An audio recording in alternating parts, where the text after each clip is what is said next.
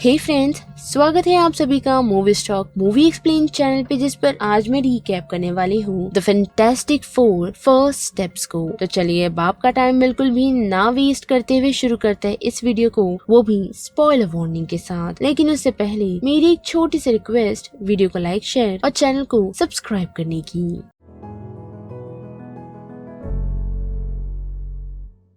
Well guys, सोच के देखो, एक दिन तुम स्पेस में जा रहे हो और वापस आते ही तुम्हारे पास सुपर पावर्स आ जाए। Interesting right? तो ऐसा ही कुछ हमारी इस फिल्म के लीड कैरेक्टर्स के साथ हुआ है, जिनमें रीड रिचर्ड, सू स्टॉर्म, जॉन स्टॉर्म और बेन ग्रिम हैं, जिनके साथ ये हादसा हुआ है। ये चार लोग कॉस्मिक रेडिएशन के कांटेक्ट में आए और बन गए फैंटास्टिक फोर, एक टीम जो दुनिया को बचा भी सकती है, साथ ही पूरी सिटी को भी तोड़ सकती है। और बड़ी टीम की तरफ तो हम देख पाते हैं कि रीड, जो कि एक जीनियस साइंटिस्ट तो था ही, लेकिन अब उसके साथ साथ उसके पास स्ट्रेचिंग की पावर आ चुकी है, जिससे वो अपनी बॉडी को किसी भी तरीके का आकार दे सकता है। बात करें उसकी वाइफ सू की, तो उसके पास पावर है इनविजिबल और साथ ही फोर्स फील्ड की। और उसके भाई जॉनी की, सो सिंपली हम कह सकते हैं कि वो फायर बन जाता है। बेन जो रॉक मॉन्स्टर जैसा है पर फुल ऑन पावरफुल। इनकी बॉन्डिंग सिर्फ एक सुपर हीरो टीम वाली नहीं है, बल्कि एक फैमिली जैसी है। और इस फैमिली में एक नई खुशी आने वाली होती है, क्योंकि डिनर पे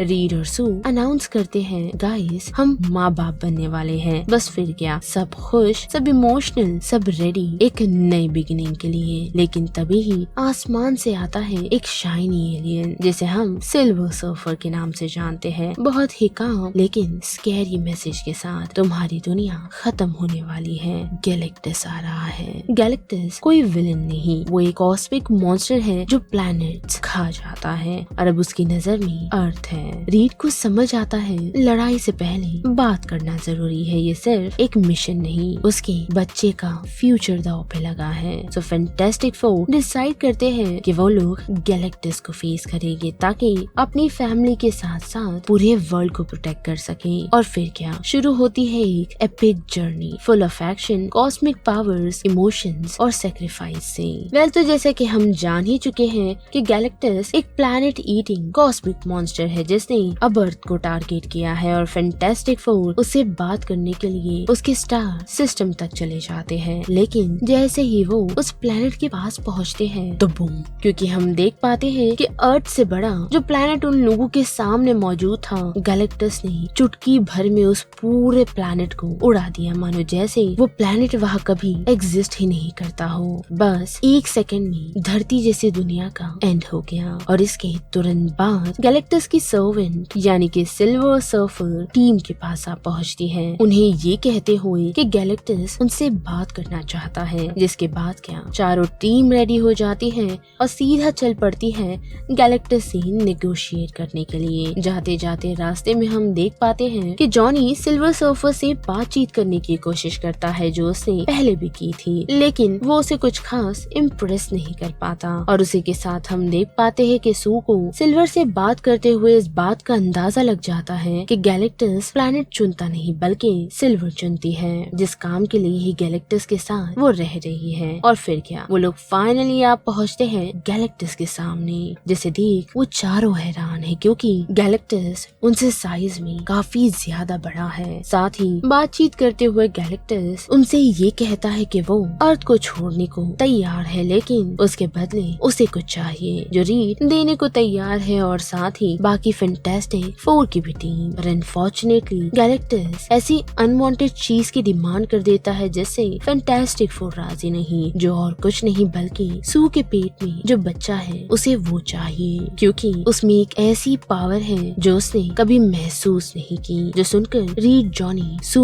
और बेन शॉक है, क्योंकि रीड के अकॉर्डिंग बच्चा एकदम नॉर्मल है और उसके पास कोई भी सुपर पावर नहीं। पर अब टीम के सामने एक काफी बड़ा डिसीजन रखा है, जो कि एक बच्चा या फिर प्लैनेट का है। और हम देख पाते हैं कि रीड डेफिनेटली अपने बच्चे को चुनता है और उसे ठुकरा देता है, यानी कि बिना सोच विचार के टीम गैलेक्टस को रिफ्यूज कर देती है, क्योंकि ये बच्चा उनका है और उसकी जगह किसी और चीज से नहीं भर सकती। साथ ही उसी दौरान सू को लेबर पेन भी शुरू हो जाता है, है, जिस कारण वो सभी समहाउ एस्केप कर जाते हैं गैलेक्टस और सिल्वर सर्फर से। साथ ही सिल्वर सर्फर ने उन लोगों का पीछा अभी तक नहीं छोड़ा, पर रीड भी काफी चालाक है जो उन लोगों को ब्लैक होल की तरफ ले जाता है और सू के इनविजिबल पावर को इस्तेमाल करते हुए सिल्वर सर्फर को ब्लैक होल के काफी करीब ले जाता है और खुद की स्पेसशिप वहाँ से निकालने में कामयाब होता है। और फाइनली उसी मोमेंट के दौरान हम देख पाते हैं कि सू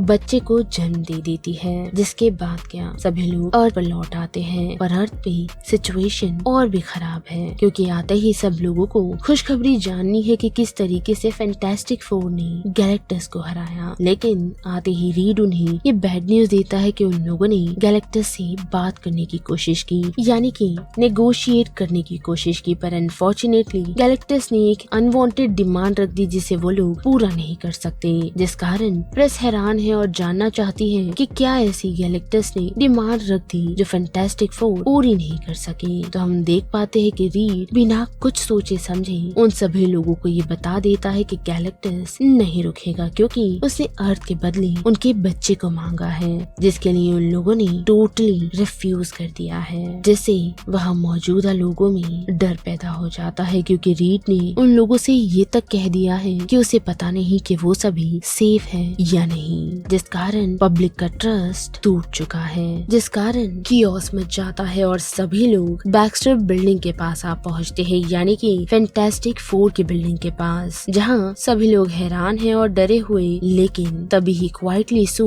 उन सभी के पास अपने हाथों में पकड़े हुए बेबी फ्रैंकलिन को लेकर पहुंचती है। एक नई जिंदगी सब कुछ के बीच में एक छोटी सी उम्मीद की दीपक जला देती है। और फिर आता है एक सबसे इमोशनल मोमेंट। सबके सामने कैमरास के बीच सू अपने बेबी को हाथों में उठा के पब्लिक के बीच जाती है, आंखों में आंसू लेकर, लेकिन आवाज में हिम्मत के साथ कि ये उसका बेटा है और वो एक माँ है, साथ ही वो उसके लिए दुनिया से लड़ जाएगी, भले ही गैलेक्टस कितना ही बड़ा क्यों ना हो। और वो हार नहीं मानेगी, बल्कि उसने अपने बच्चे के साथ साथ प्लैनेट पर रह रहे सभी लोगों को प्रोटेक्ट करने के लिए कहा है, क्योंकि वो सभी भी उसकी फैमिली है, जिसके लिए भले ही उसे कुछ भी क्यों ना करना पड़े। उस मोमेंट में हम देख पाते हैं कि उसके पास सुपर पावर हो या नहीं वो मैटर नहीं करता, लेकिन एक माँ की हिम्मत पूरी दुनिया जरूर देख पाती है और उस कारण सभी लोग शांत भी हो जाते हैं। तो अब फैंटास्टिक फोर के पास दो रास्ते हैं, या तो वो लोग हार मान जाए या कुछ ऐसा करे जो पहले किसी ने सोचा या देखा ना हो। और तभी ही रीड रिचर्ड करता है एक माइंड ब्लोइंग प्लान रेडी। अगर गैलेक्टस प्लैनेट ढूंढता है तो हम अर्थ को ही छुपा देंगे। जी हाँ, रीड ने डिसाइड किया है कि वो लोग टेलीपोर्टेशन ब्रिज की मदद से अर्थ को छुपा देंगे, जिसका डिजाइन ऑलरेडी रीड के पास मौजूद है, एक स्टैंडिंग टेलीपोर्टेशन ब्रिज सिस्टम जिसे वो कहता है, जिसके थ्रू वो लोग अर्थ को एक दूसरी गैलेक्सी में टेलीपोर्ट कर सकते हैं, इतनी दूर कि गैलेक्टस उसे कभी लोकेट ना कर सके। सब कुछ तैयार है, ब्रिज एक्टिव हो रहे हैं, दुनिया को एक नई उम्मीद मिल चुकी है। लेकिन एट अ वेरी मोमेंट जब टेलीपोर्टेशन स्टार्ट किया जाता है, उसी दौरान अटैक हो जाता है जो और किसी का नहीं सिल्वर सर्फर का है, गैलेक्टस की लॉयल हेरल्ड का। आती है और एक एक कर सब ब्रिज को डिस्ट्रॉय करना शुरू करती है और वो कियोस मचा देती है और बस एक ही ब्रिज बचता है जो कि टाइम स्क्वायर में है। तब जॉनी स्टॉर्म यानी ह्यूमन टॉर्च उसे रोकने के लिए उसके पास पहुंचता है, लेकिन ये फाइट थोड़ी अलग होती है। जॉनी फोर्स यूज नहीं करता, बल्कि उसने उसकी लैंग्वेज सीख ली होती है और पहली बार वो सर्फर से बात करता है, वो भी इंसानी तौर पे, जिसे वो ये बताता है कि उसका नाम शालाबाल है। तुमने ये सब इसीलिए किया क्योंकि तुम अपने प्लैनेट को बचाना चाहती थी, लेकिन क्या तुम जानती हो गैलेक्टस ने तुम्हारे बाद कितने वर्ल्ड्स को खत्म और उन्हें डिस्ट्रॉय किया है, वो भी लाखों करोड़ों मासूमों की जान लेकर। जो सुन शालाबाल शॉक रह जाती है। जॉनी उसे रिकॉर्डिंग सुनाता है और उस प्लैनेट की हर उस सिविलाइजेशन की जो गैलेक्टस ने बर्बाद कर दिए हैं, उसके चेहरे पे हम गिल्ट देख पाते हैं, कंफ्यूजन, पेन और रिग्रेट के साथ। शालाबाल ब्रिज डिस्ट्रॉय नहीं करती, लेकिन वो वहाँ से चली जरूर जाती है, यानी कि वो वहाँ से एस्केप कर जाती है बिना जॉनी को कुछ कहे। और पहली बार गैलेक्टस की एक सोल्जर ने अपने अंदर की ह्यूमैनिटी को महसूस किया है और जॉनी ने उस तक पहुंचकर उसके विचारों को हिला दिया है। इससे हम ह्यूमंस ये लेसन जरूर ले सकते हैं कि कभी कभी दुश्मनों या दूसरों से लड़ने के लिए पावर नहीं, एम्पैथी काफी होती है। वेल तो अब अर्थ के पास लास्ट चांस है क्योंकि गैलेक्टस यहाँ आने की तैयारी कर चुका है। तो दोस्तों अब आखिरी बैटल का वक्त आ गया है। रीड रिचर्ड एक बोल्ड प्लान बनाता है, गैलेक्टस अर्थ को छोड़ दे अगर हम उसे खुद पोर्टल के थ्रू डोर से एक और गैलेक्सी में टेलीपोर्ट कर दे तो, क्योंकि गैलेक्टस अर्थ को डिस्ट्रॉय करने वाला है लेकिन उसे बेबी चाहिए जिसके लिए हम उसे अर्थ पर बुला सकते हैं और इस प्लान का बेट बनेगा फ्रैंकलिन, सू और रीड का छोटा बेबी जिसमें एक इमेंस कॉस्मिक पावर छुपी हुई है। लेकिन उन्हें ये सारी चीजें टाइम स्क्वायर में करनी है क्योंकि टेलीपोर्टेशन ब्रिज वहीं मौजूद है। और अब जबकि सब कुछ रेडी होता है पर प्लान फेल हो जाता है क्योंकि गैलेक्टस टाइम स्क्वायर तो आ पहुंचा है पर उनकी इस चालाकी में नहीं फंसता जिसे उन लोगों ने फंसाने का प्लान तो बनाया था, वो भी फ्रैंकलिन को इस्तेमाल करते हुए, जिसे बाद में जॉनी बेवकूफ बनाकर वहाँ से तो ले जाता है। पर गैलेक्टस भी काफी चालाक है क्योंकि उसके पास उसकी स्कैनिंग आंखें है और हम देख पाते हैं कि गैलेक्टस सीधा हेडक्वार्टर में घुस जाता है और फ्रैंकलिन को अपने कब्जे में कर लेता है जिससे सभी लोग पैनिक हो जाते हैं। लेकिन तब सू स्ट्रॉन्ग यानी कि एक माँ अपनी शील्ड पावर्स को इस्तेमाल करती है, वो भी गैलेक्टस को पोर्टल में ढकेलने लगती है, उसे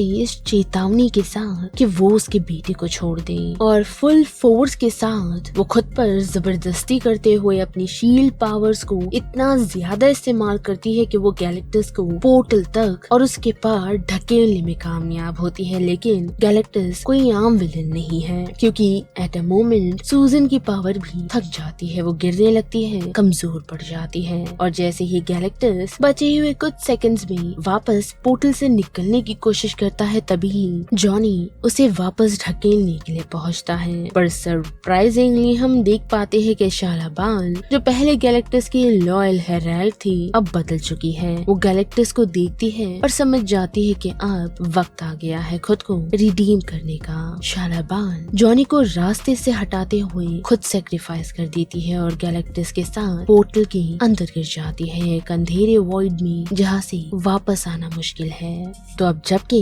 गैलेक्टस जा चुका है तो हम देख पाते हैं कि फैंटास्टिक फोर की टीम थक चुकी है और साथ ही उन्होंने अपना एक मेंबर खो दिया है जो और कोई नहीं सू है जिसे उठाने की रीड पूरी कोशिश कर रहा है पर अनफॉर्चुनेटली सू से रिस्पॉन्ड ही नहीं करती और तभी ही फ्रैंकलिन के ज्यादा रोने के कारण ग्रिम उसे अपनी माँ के पास छोड़ देता है और तब हम एक छोटा सा मिरेकल होता हुआ देख पाते हैं। जी हाँ, हम देख पाते हैं कि फ्रैंकलिन अपनी मॉम के पास रुका हुआ है, वो भी एकदम शांत और तभी फ्रैंकलिन की हिडन पावर्स एक्टिवेट हो जाती है। एक सॉफ्ट गोल्डन लाइट सू के आसपास फैलने लगती है और उसकी आंखें खुल जाती है। जी हाँ, सू स्ट्रॉन्ग वापस जिंदा हो जाती है जिससे सू और बाकी सभी को इस बात का अंदाजा हो जाता है कि फ्रैंकलिन कोई नॉर्मल इंसान नहीं। और अब जबकि दुनिया उन्हें सेलिब्रेट करती है, फैंटास्टिक फोर ने सिर्फ अर्थ ही नहीं बचाया बल्कि एक कॉस्मिक थ्रेट को हमेशा के लिए उन सभी से दूर कर दिया है। और फिर कहानी बढ़ती है 4 साल बाद की तरफ। सू स्ट्रॉन्ग अपने छोटे फ्रैंकलिन के साथ अकेले रहती है, सब शांत लग रहा होता है लेकिन तभी एक मास्क्ड आदमी वो भी ग्रीन क्लॉथ में सामने आता है और ये हिंट देता है कि कहानी अभी खत्म नहीं हुई। वेल, ग्रीन क्लॉथ और मास्क के साथ फिलहाल एक ही विलन मौजूद है जो और कोई नहीं डॉक्टर डूम है। वेल गाइस, अगर आप लोगों को ये क्लाइमेक्स पसंद आया है तो लाइक करो, कमेंट में फ्रैंकलिन ओपी लिखना मत भूलना और सब्सक्राइब करो ऐसी और इमोशनल साइफाई एक्सप्लेनेशन के लिए। तब तक के लिए बाकी वीडियोस को एंजॉय कीजिए। Till then bye.